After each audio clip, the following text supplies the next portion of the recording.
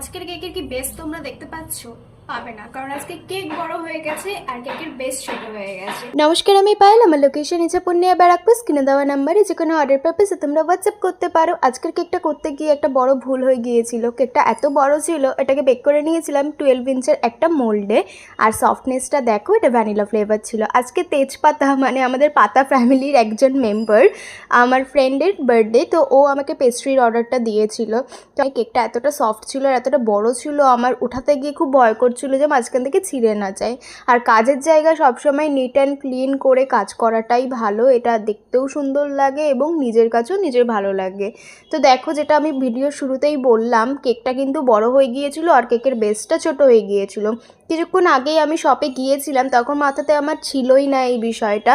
কেকটা বেক করার পরে মাথায় এসছে, আর আমার কাছে বোর্ডও আর অ্যাভেলেবেল ছিল না। তো কোনো মতে ম্যানেজ করে তো কাজ করতেই হবে, যেহেতু পেস্ট্রি হবে তবুও কাজ করতে একটু প্রবলেম।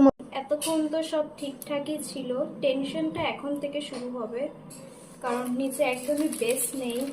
তো দেখা যাক কিভাবে কি করে উঠতে পারি। আজকে আমার মাইন্ডটা লিটারেলি অদ্ভুত রকমভাবে ঘেটেছিল, বিভিন্ন রকম চিন্তা খালি মাথায় আসছিল। মায়েরও শরীরটা কদিন ধরে ভালো না, গিয়েছিলাম সকালে উঠেই আগে টেস্ট করাতে, তারপরে বাড়িতে এসে আমি কাজ শুরু করে দিয়েছি। যে প্রসেসগুলো নিয়ে ভয় পাচ্ছিলাম ওগুলো ঠিকঠাকই সব হয়ে গিয়েছে। বেস্টের যেহেতু ছোটো, একটু কাজ করতে সমস্যা হয়েছে ঠিকই, তবে ম্যানেজ করে নিয়েছি।